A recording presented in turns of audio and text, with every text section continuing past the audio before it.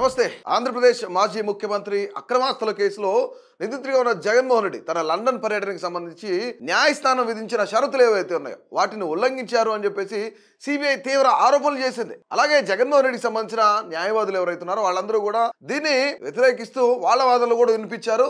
ముఖ్యంగా ఆయన కోర్టును తప్పుదోవ పట్టించారు ఫోన్ నంబర్ విషయంలో అనేది ఇక్కడ ప్రధానమైన ఆరోపణ. దీనికి సంబంధించి అసలు ఈ నెల 28కి తీర్పు ఇవ్వనుంది అని చెప్పేసి తెలుస్తుంది. ముఖ్యంగా మనకి హైకోర్టు అడ్వకేట్ ఇమ్మనేని రామారావు మనతో ఉన్నారు. మన లైన్ లో మాట్లాడదాం. రామారావు గారు నమస్తే అండి. సో ఇప్పుడు నిన్న విషయం ఏంటంటే జగన్మోహన్ రెడ్డి అక్రమాస్తుల కేసుకు సంబంధించి కోర్టు కొన్ని షరతులు విధించింది. అక్టోబర్ 1 నుంచి 30వ తేదీ వరకు లండన్ వెళ్ళి రావడానికి 15 రోజులు సమయం ఇచ్చారు. అయితే ఇక్కడ ఏంటంటే సిబిఐ న్యాయవాదులు ఎవరైతున్నారు, లాయర్స్ ఎవరైతున్నారు వాళ్ళు ఆయన తప్పుడు సమాచారం ఇచ్చారు, ఫోన్ నంబర్ ఇవ్వలేదు, సరైనది ఇవ్వలేదు అని చెప్తున్నారు. ఏంటి అసలు దీనిపైన కోర్టు ఎలా స్పందించబోతుంది? సాధారణంగా ఒక నేరారోపణ చేయబడ్డ వ్యక్తి పైన అతని బెయిల్ ఇవ్వడంలో ప్రక్రియలో భాగంగా ఏం చేస్తారంటే కొన్ని షరతులు విధిస్తారు. అయితే ఆ షరతులు మనకు శిక్షా స్మృతిలో గానీ, క్రిమినల్ ప్రొసీజర్ కోడ్ గానీ, బిఎన్ఎస్ఎస్ గానీ దాంట్లో ఉంటాయి. ఇటువంటి షరతులు విధించాలి. ఆ షరతులు ఎందుకు విధిస్తారంటే ఒక నేరారోపణ మోపబడిన వ్యక్తి ట్రయల్ ఇస్ అన్ ఆర్డిల్. అయితే ఆ ట్రయల్ లో పాల్గొంటాడా, లేకుంటే తప్పించుకొని వెళ్ళిపోతాడా, లేకుంటే వేరే దేశానికి పారిపోతాడా అనే సందర్భాలలో పారిపోకుండా ఒక సెక్యూరిటీ అనే విధంగా పెడతారు. అయితే దీనిలో ఏంటంటే ప్రాథమికంగా ఒక షరతుని ఉల్లంఘించారు అని చెప్పేసి సిబిఐ వాళ్ళు కోర్టును ఆశ్రయించడం జరిగింది. అయితే ఇది కరెక్ట్ కాదు.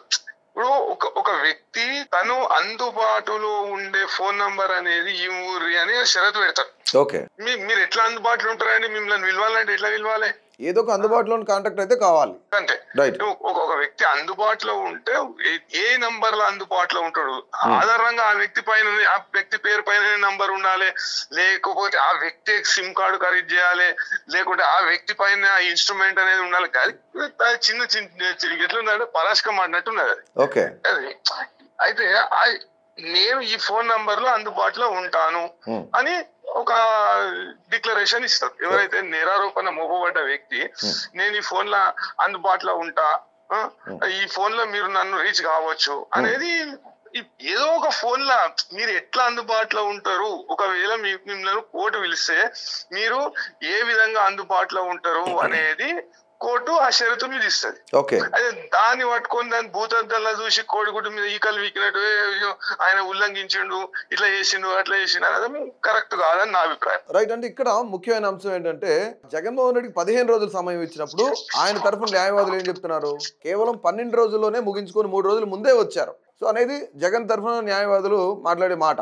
కానీ ఇక్కడ ప్రధానంగా ఫోన్ నెంబర్ కలవలేదు, ఫోన్ నెంబర్ని పరిగణలోకి తీసుకునే ఛాన్స్ ఉంటుందా, లేదంటే వచ్చేసాడు కదా అనే ఆ అంశాన్ని కూడా పరిగణలోకి తీసుకుంటారా? సిబిఐ చెప్పేది ఏంటంటే మేము 3 సార్లు కాల్ చేసాం ఆ నంబర్కి, మాకు కలవలేదు అని చెప్పారనమాట. అయితే ఒకసారి 2 సార్లు కలవకుంటే తర్వాత అయితే కాంటాక్ట్ లోకి వచ్చింది కదా ఆయన. ఎగ్జాక్ట్లీ. ప్రధానంగా ఇప్పుడు ట్రయల్ విషయంలో కావచ్చు, లేకుంటే వాళ్ళ ఇప్పుడు ఆరోపణలు ఎదుర్కొంటున్న వ్యక్తి తను విచారణ ఎదుర్కోవాలనే విషయంలో భాగంగా ఇటువంటి షరతులన్నీ పెడతారు. అయితే కాంటాక్ట్ లోకి రావడం, ఇప్పుడు కోర్టు అనుమతి తీసుకొని ఆయన అబ్రాడ్ పోయడం జరిగింది. కోర్టు అనుమతి తీసుకోకుండా కోర్టును తప్పుదోవ పట్టించి అబ్రాడ్ పోతే, విదేశాలకు పోతే అది షరతులు ఉల్లంఘించినట్టు అవుతుంది. దీనిలో ప్రాథమికంగా ఏమైంది, ఆయన ఇచ్చిన ఫోన్ నంబర్ ఆయన పేరు పైన ఖరీదు చేయలేదు, లేకుంటే ఆయనకు సంబంధించిన ఫోన్ నంబర్ కాదు, వేరే వాళ్ళ ఫోన్ నంబరు అని ఆరోపణ చేస్తే వేరే వాళ్ళ ఫోన్ కోర్టు తన షరతులలో కానీ ఎటువంటి అధికారికంగా కానీ ఎటువంటి అంటే కండిషన్ అనేది విధించలేదు. నువ్వే ఫోన్ నెంబర్ కొనుగోలు చేయాలి, నువ్వే సిమ్ కార్డు కొనుగోలు చేయాలి, నువ్వే ఇన్స్ట్రుమెంట్ కొనుగోలు చేయాలని కోర్టు ఏడా చెప్పలేదు. అలాంటి షరతు ఏం లేదు. నువ్వు అందుబాటులో ఉండాలి. అందుబాటులో ఉండనీకి అంటే అందుబాటులో ఉండనీకి ఎట్లా అందుబాటులో ఉంటాడు ఆయన? అంటే ఇక్కడ ఫైనల్లీ మై క్వశ్చన్, ఫైనల్లీ 28వ తారీఖున జగన్ కి కోర్టు ఫేవర్ గా తీర్పు ఇవ్వబోతుందా, లేదంటే ఏంటి అసలు సిబిఐకి ఫేవర్ గా తీర్పు ఇవ్వబోతుందా? లేదు అది మనం చెప్పలేము, అది స్పెక్యులేషన్ అవుతుంది. ఓకే. అయితే వాస్తవానికి సిబిఐ వాదనలు అనేటివి పరిగణనలో తీసుకోదని నేను అనుకుంటున్నా. ఎందుకంటే పూర్తి స్థాయిలో ఉల్లంఘన ఉంటే తప్ప కోర్టు షరతులతో కూడిన బెయిల్ అనేది క్యాన్సిల్ చేయడము లేకుంటే చర్యలు తీసుకోవడం అనేది చేయదు అని నా అభిప్రాయం. రైట్. థ్యాంక్ యూ రామారావు గారు, thank you very much. So అది మొత్తానికి అయితే ఇప్పుడు ఇంకొక విషయం ఏంటంటే ఫోన్ నెంబర్ తప్పుగా ఇచ్చారు, తప్పుదో పట్టించారు కోర్టుని. భవిష్యత్తులో ఆయన్ని విదేశాలకు అసలు వెళ్లేందుకు అనుమతులు కూడా ఇవ్వకుండా ఉండాలని చెప్పేసి నాంపల్లి సిబిఐ ప్రత్యేకమైన కోర్టు ఏదైతుందో గట్టిగా కోరింది, ఏదే సిబిఐ కోర్టుని, ప్రత్యేకమైన కోర్టుని. అయితే ఈ ఆరోపణలను జగన్ తరఫు న్యాయవాదులు ఎవరైతున్నారో వాళ్ళందరూ కూడా ఖండించారు. అసలు జగన్కి ఫోన్ వాడే అలవాటే లేదు, వాళ్ళు స్పష్టం చేస్తున్నారు. బుధవారం ఈ పిటిషన్ పైన న్యాయమూర్తి టి రఘురామ ఎదుట విచారణ జరిగిందనమాట. సిబిఐ తరఫు వాదనలు అలాగే జగన్ తరఫు న్యాయవాదులు రెండు కూడా సమర్పించారు. అసలు ఫోన్ నంబర్కు తాము 3 సార్లు ఫోన్ చేయగా అది పనిచేయలేదని చెప్తున్నారు. కానీ అంటే ఆ సమయంలో పని చేయకపోయినా తర్వాత పని చేసి ఉండొచ్చు కదా అనే ఛాన్స్ అని అక్కడ ఎవరైతే జడ్జి న్యాయమూర్తి ఎవరైతే ఉన్నారో వాళ్ళు కూడా క్వశ్చన్ చేసే ఛాన్స్ ఉంది. అయితే మొత్తంగా ఇది కోర్టును ఉల్లంఘించడం అనేది సిబిఐ వాదన. ఆయన పర్యటన అనుమతిని తక్షణమే రద్దు చేయాలని కూడా వాళ్ళు కోరుతున్నారు. దీనిపైన స్పందించిన జగన్ తరఫున న్యాయవాదులు ఎవరైతున్నారో వాళ్ళందరూ కూడా ఏం చెప్తున్నారు, ఆయన గతంలో విదేశీ పర్యటనకు వెళ్ళినప్పుడు కూడా తన వ్యక్తిగత సిబ్బంది ఫోన్ నెంబర్లు మాత్రమే కోర్టుకు ఇచ్చారు. అది గుర్తు చేశారు వీళ్ళు. అంటే జగన్కు ఫోన్ ఉపయోగించే అలవాటు అనేది లేదని తెలుపుతున్నారు. అంతేకాకుండా పర్యటనకు సంబంధించి ఇంకా 3 రోజులు గడువు ఉన్నప్పటికీ ఆయన ముందుగానే స్వదేశానికి తిరిగి వచ్చేశారు కదా, అది కోర్టు దృష్టికి తీసుకెళ్లారనమాట వీళ్ళు. అయితే ఇరుపక్షాల వాదనలు ముగియడంతో ఈ పిటిషన్ 28వ తేదీన, ఈ నెల 28వ తేదీన వెల్లడిస్తానని చెప్తున్నారు.